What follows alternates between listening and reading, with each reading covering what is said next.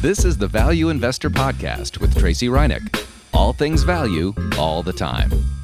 Welcome back, value investors. So it's time to discuss energy again because it's selling off.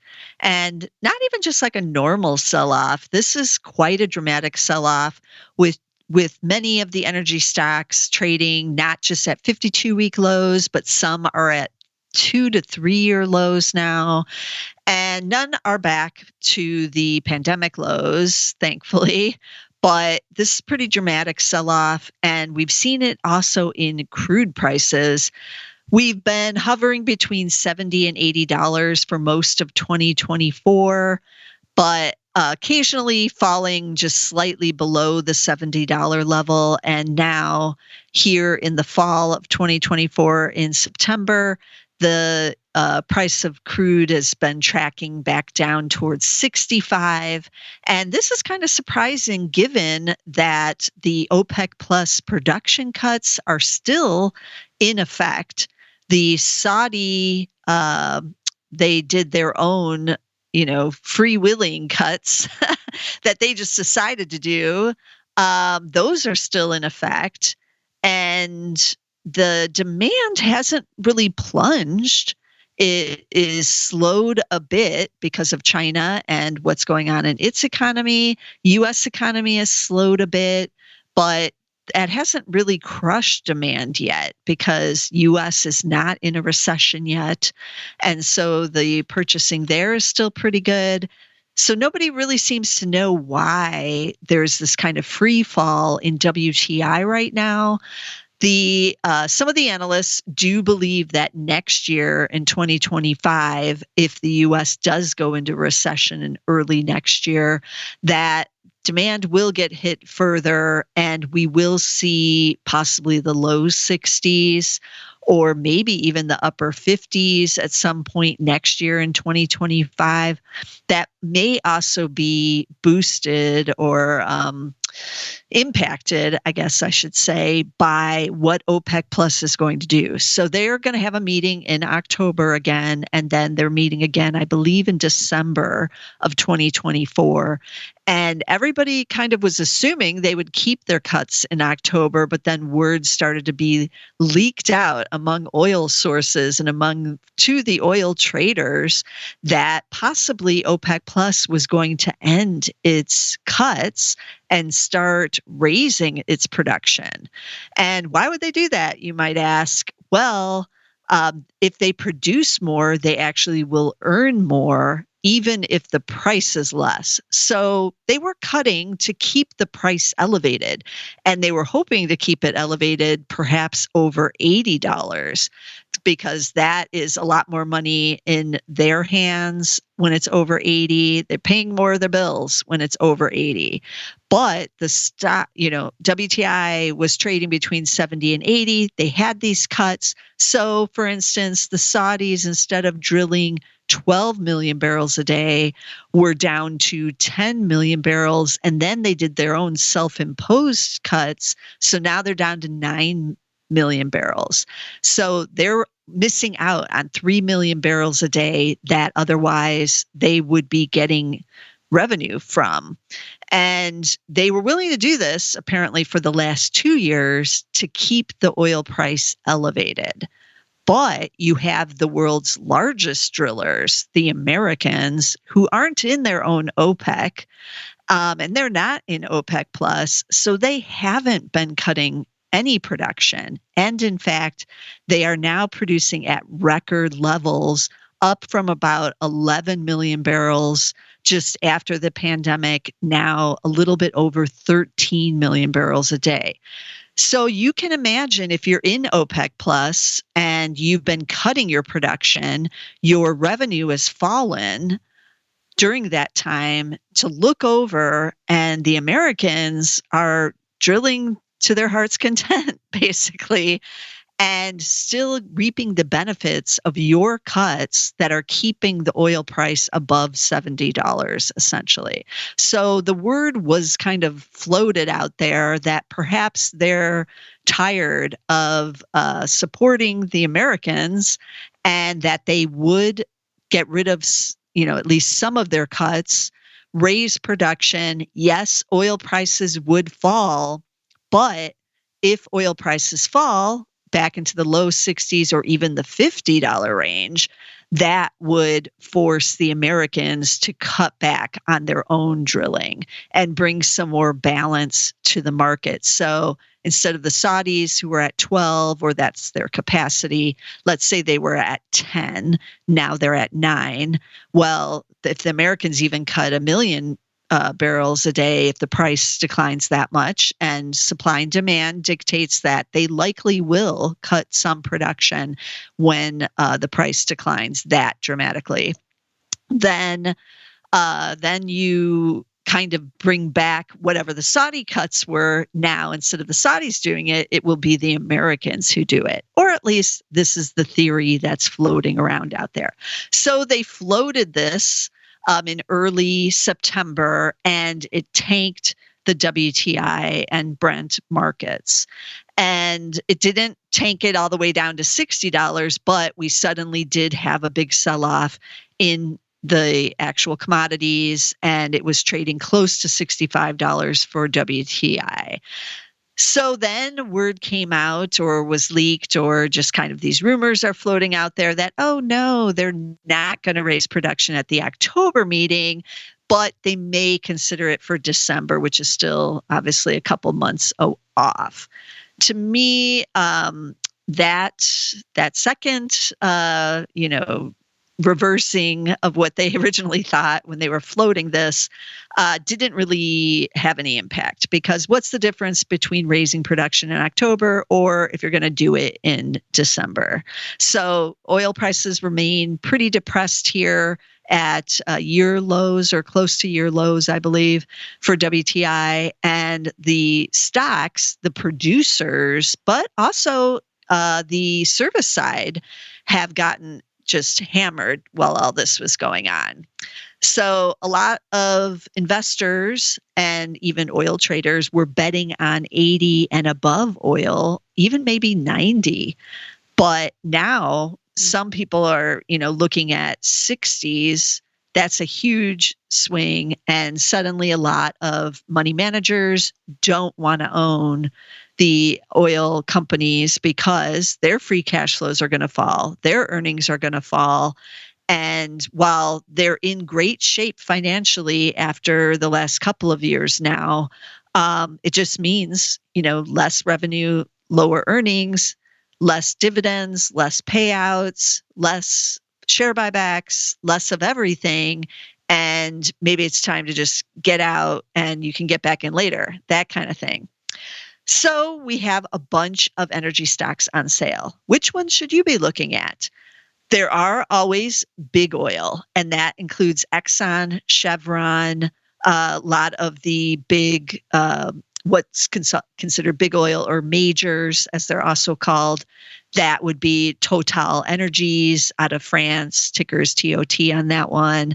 A couple down in like Colombia, the Colombians, the Brazilians. There's a bunch that you could look at for big oil. But in this sell-off, the Exxons and Chevrons, those two biggies, have not pulled back as much as the pure play E&Ps, as we call them, exploration and production companies. Those are the ones who are just drilling, getting it out of the ground, and then selling it to the refiners. They don't do refining. They don't own the gas stations. They don't make chemicals. They don't do any of that stuff for the most part. They don't do any of that. They are just purely drilling, getting it out, and then selling it.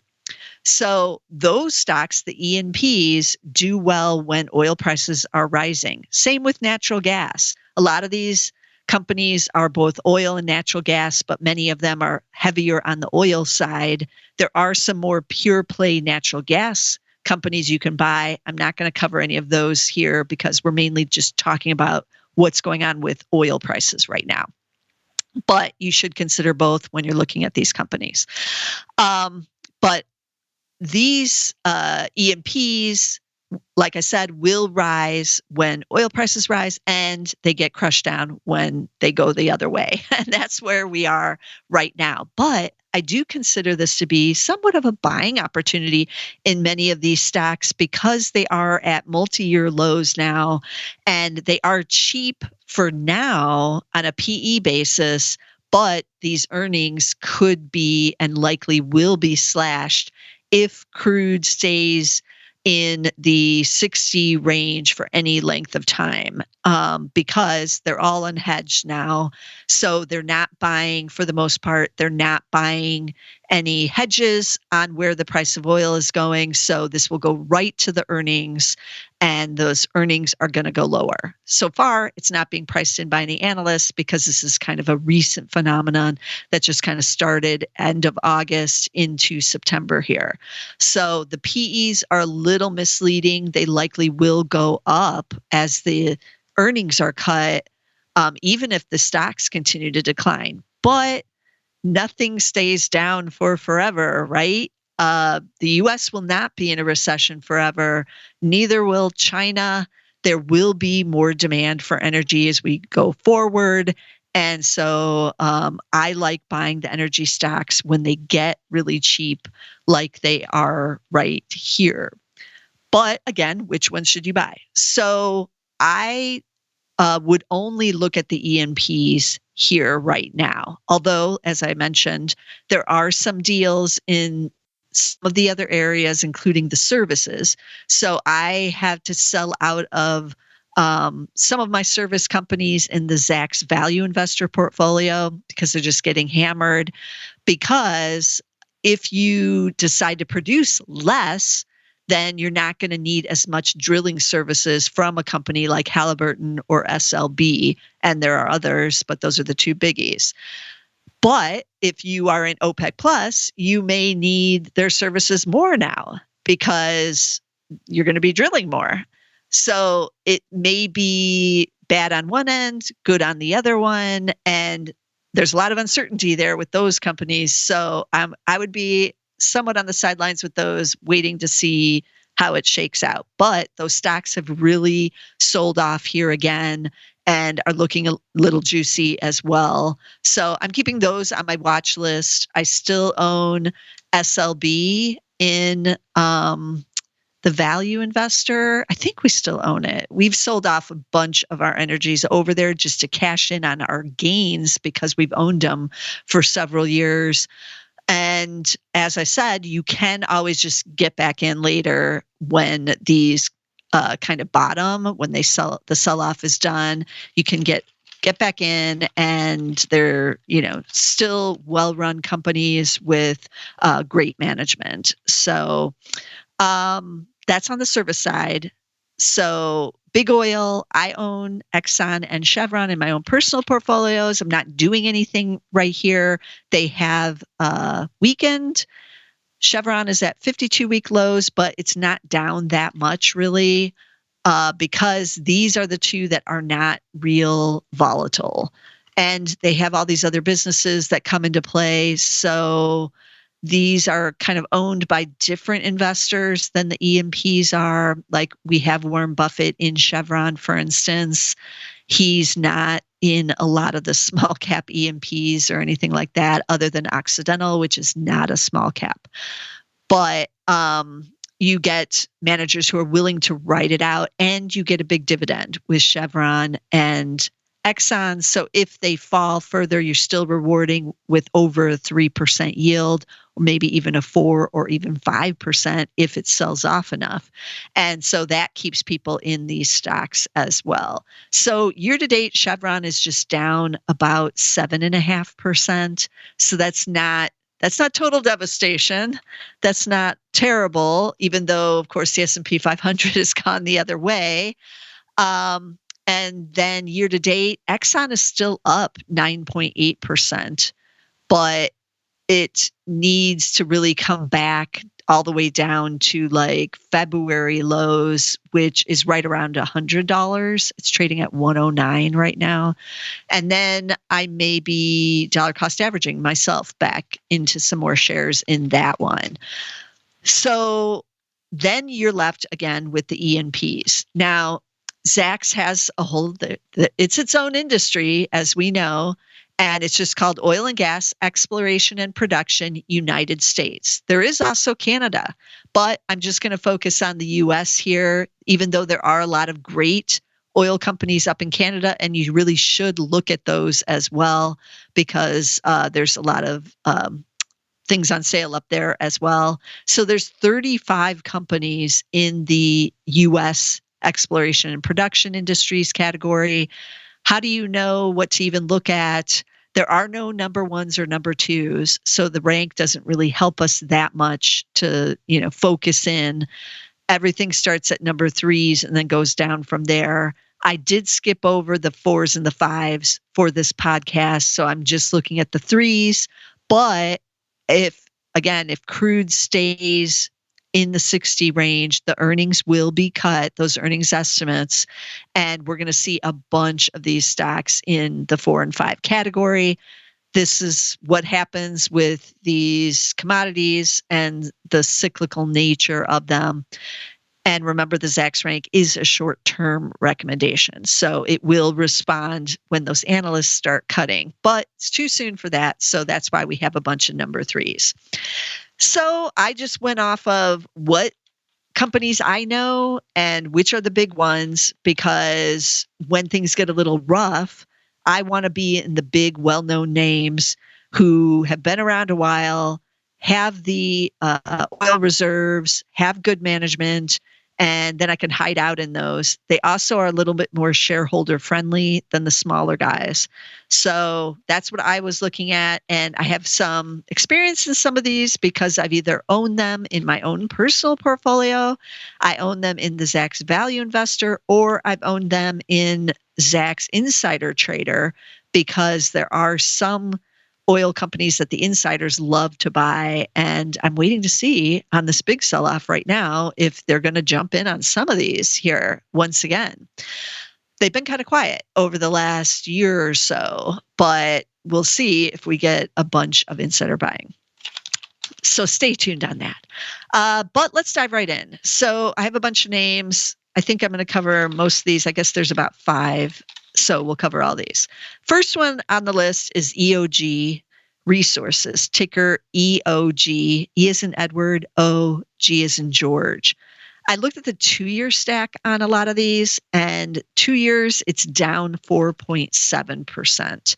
So you can really see the weakness there, because we did have quite a bit of a rally going on prior, and now it's been mostly wiped out. Year to date, it's down, but only 2.4%, but we are seeing some of this weakness here again, as I mentioned. PE is at 9.8. And what do the earnings look like right now? They are expected to grow 4.4% this year and 4.5% next year, but that is likely to change. Dividend yielding 3.1% according to Zacks. So I'm not sure if this is like a variable one or not. A lot of these are, so you need to go in and check. The only ones that don't have the variable that I know for sure are Chevron and Exxon. Those are just the base dividend, and then that's, what you're going to get every quarter. But these other ones have been paying a base plus a variable plus share buybacks. So EOG is quite a big share authorization program, and they have 2.6 billion still left on it. So they will go in and defend their shares as they sell off. So that's probably why we haven't seen incredible weakness with EOG Resources. It does have this huge share buyback plan, and they will be buyers themselves. So that's EOG Resources. They're huge in the Permian, and one of the big wigs, ticker is EOG. Second company, and this is one I own in the Value Investor, is ConocoPhillips, ticker C as in cat, O, P as in Paul, COP for this one. 2 years, it's down 8.7. So again, it does have a share buyback plan, so it will defend its shares to some extent. Year to date, it's actually up 7%. So not as bad as some of the ones we're going to talk about that are definitely in the red year to date now. But Conoco's still up a bit, but underperforming the S&P 500. By the way, the S&P 500 over the 2-year stack is at 34%, up 34%. So Conoco being down 8.7 just tells you how much they're underperforming, and you can see why everyone hates the energy stacks, because you win for a year or two and then seemingly you are losing again. And that's kind of where we're at right now, it seems. PE on ConocoPhillips is 12.4, so a little pricier. Earnings for 2024 already expected to be down 4.1%, but rebounding 19% for 2025. I have the dividend yielding 2.2%. So a little bit under, again, what the big guys are paying, or even EOG. And you'll see that with these E&P pure plays, because they do have the big share repurchase. I have 1.9 billion on the share repurchase in my notes here, so that's pretty big as well. So that's ConocoPhillips. Also, big market cap. Let me see. Oh, wait a minute. Sorry. I said it was up 7.6% year to date, but that is not correct. It's actually down 11. When I put in COP on the charts, it does bring up copper. So don't do what I did. This has happened to me several times. If you just put in the COP, it automatically defaults to the commodity, and I wasn't paying attention. So copper's up 7.6% year to date, but ConocoPhillips down 11.2. So even with the share buyback and defending the stock, they have not been able to defend it into the positive. And it does look like it's at the year-to-date lows right here. So this could be a real buying opportunity, especially, if it goes even lower here, then we're really looking at some deals here on these energy stocks. Okay, the next company is Matador, ticker MTDR. MTDR, this is the one I've owned for several years in the insider trader. Lots of insiders like buying here. Year to date, it's down 12.9% now. And Matador is a smaller market cap, just 6.1 billion. So it tends to get sold a lot quicker. It is at 52-week lows right now as well. So that is, possibly a buying opportunity. We did sell out of it in the insider trader because we had owned for several years. We sold multiple times over that time period, but given how weak the stock was and the possibility of further weakness, depending on what OPEC Plus is going to do and the price of crude, we decided to take some of our gains off the table and just move to the sidelines. And we'll wait and see if the insiders dive back in. So over the 2-year stack, it's down 16.1%. PE now is at 6.3. But again, remember those earnings estimates may be cut here. So it might be an illusion of cheapness. Dividend yielding 1.6%. But look at the earnings for now. Earnings expected to be up 15.7% this year and another 20% next year. So can that hold? Not if crude is in the 60s, but if this is a temporary thing and we, resume back up over 70, then we will see.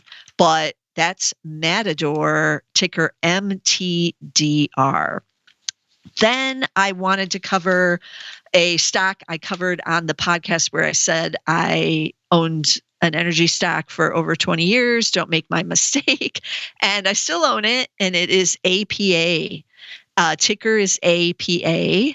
A as in Adam, P as in Paul, A as in Adam. Used to be called Apache, but it's now APA. And this stock has just gotten destroyed in this sell-off. It is at 52-week lows, but also multi-year lows now. And let me just even see year to date. Year to date, it's down 34%. On the 2-year stack, it's now down 38.6%. So it's given back everything and more from just the last 2 years been terrible. Earnings expected to be down 4.2% this year, but up 13.7% next year. It has been making some acquisitions. It bought Callan, but it is also announced that it has an agreement to sell some non-core properties in the Permian, and that the most recent sale is for $950 million. So it's getting some cash with some of these sales of the non-core. And this company is also global. They have drilling in Egypt, and more importantly, and why I own it, they are in partnership with Total Energies in Suriname, which is next to Guyana down there. And they have success with some wells down there. And hopefully that will start paying off probably in 2025, hopefully.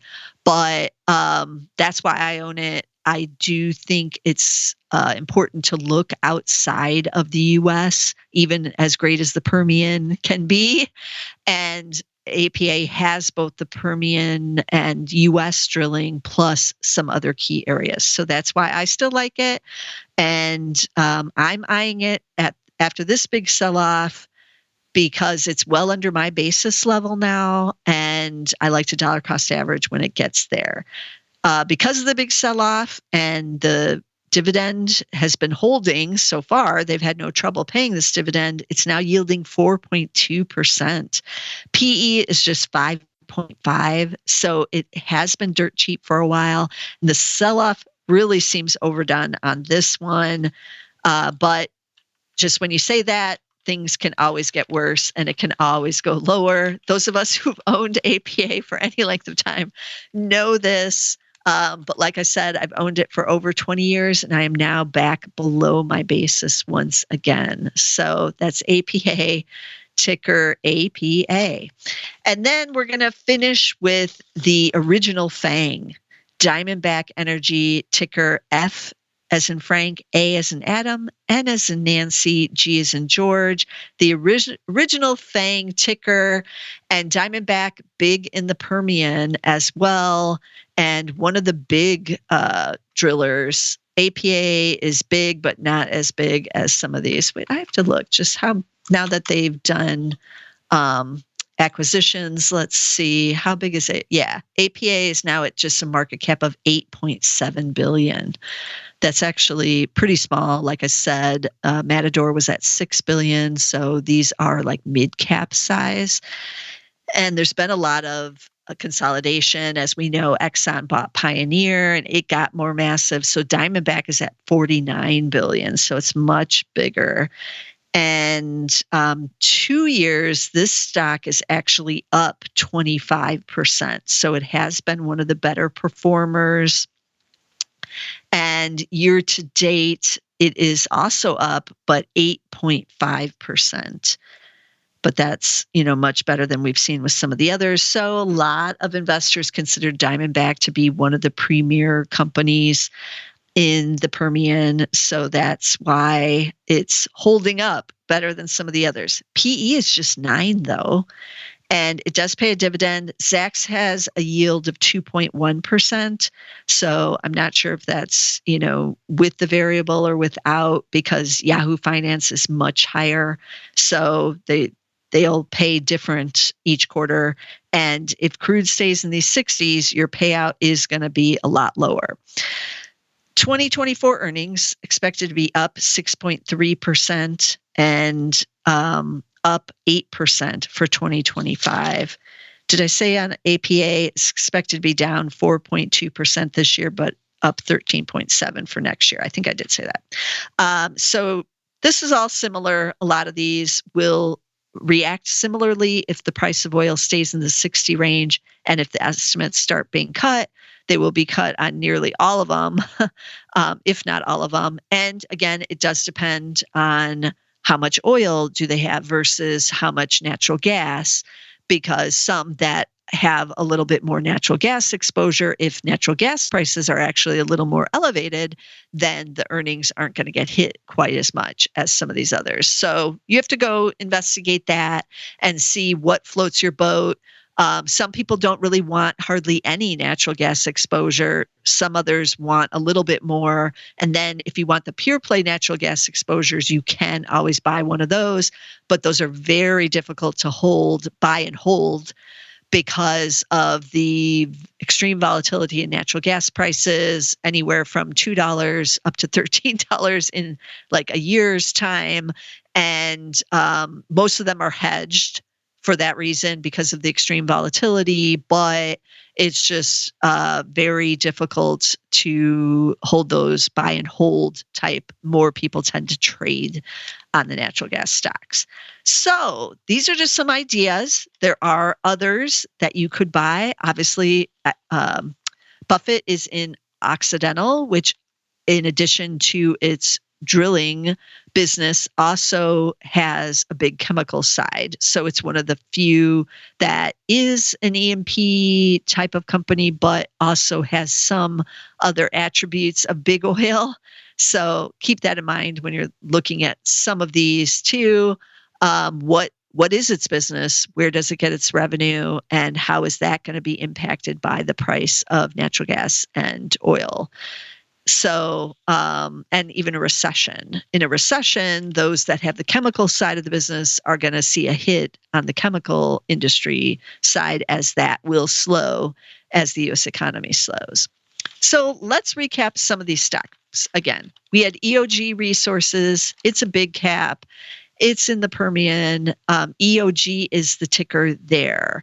We had Matador. It's the smallest one of the ones I mentioned. You can find even smaller. You can find some small caps. They are still out there, but it is getting more difficult as there's more consolidation. Bigger is more efficient, and that's what they're all looking for. So Matador is on the smaller side, but still a mid cap. Ticker M as in Mary, T as in Tom, D as in David, R as in Robert. Then we had I forgot ConocoPhillips. It's stuck in here. We had ConocoPhillips, ticker COP.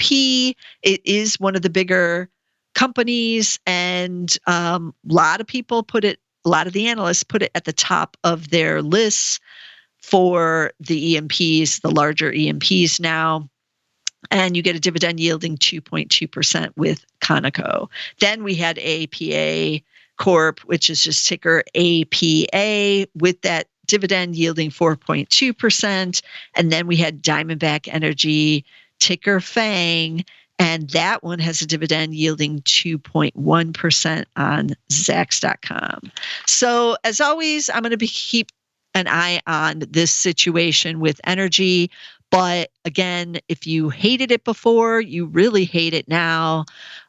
If you have a strong stomach, maybe you're dollar cost averaging into some of these. Buffett actually has been lightening his position in Chevron, not in Occidental. I'm waiting to see if he's going to buy some more Occidental. He's been buying off and on over the summer, but is seemingly kind of quiet right here. He has not been buying any Chevron. Instead, he has been lightening up that position a bit. So Occidental is now year-to-date down 15%. And I read on Twitter, or X as it's now called, someone who's watching these oil stocks said that his basis is now, he's in the negative on his basis. But he's got plenty of firepower sitting there. And that's the key as well, to have cash on hand for when good companies sell off, go on sale, you can buy more and dollar cost average and get them dirt cheap. And that's kind of the key. Now, keep an eye on those earnings estimates, because if it stays in the 60s, as I keep saying, they are going to change. We are going to see cuts, and we're going to see a lot more number 4s and number 5s. But I do think that's going to be temporary, and everyone's throwing the baby out with the bathwater right here. That's always a buying opportunity when you see a little whiff of panic among the investors, no matter what industry you're talking about. And we're seeing that again with energy. It's been a couple of years since we saw one of these kind of panicky sell-offs. So maybe we were overdue for it, but the stocks remain cheap even before this sell-off, but they are cheaper now. So keep that in mind. I still like the sector, and I'm going to be looking at a lot of these and keeping a watch list for all of my portfolios here at Zacks, and we'll see if insiders jump in to buy as well. They have tended to do so in the past. So you want to subscribe to get all of the Value Investor podcasts. You can get us on YouTube. Go to Zacks.com or go to YouTube and put in Zacks Podcasts, and you'll find a bunch of our podcasts there. Subscribe so you never have to search for it ever again. And you can get all of our most of our podcasts on that channel. It's separate from our main channel, which is on Zacks.com/YouTube if you want to find the main channel.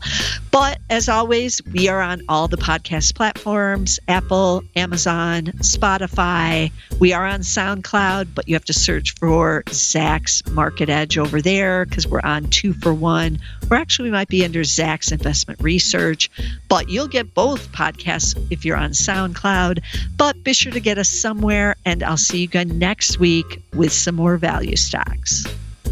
This material is being provided for informational purposes only, and nothing herein constitutes investment, legal, accounting, or tax advice, or a recommendation to buy, sell, or hold a security. Do not act or rely upon the information and advice given in this podcast without seeking the services of competent and professional legal, tax, or accounting counsel. Publication and distribution of this podcast is not intended to create, and the information contained herein does not constitute an attorney-client relationship. No recommendation or advice is being given as to whether any investment or strategy is suitable for a particular investor. It should not be assumed that any investments in securities, companies, sectors, or markets identified and described were or will be profitable. All information is current as of the date herein and is subject to change without notice. Any views or opinions expressed may not reflect those of Zacks Investment Research as a whole.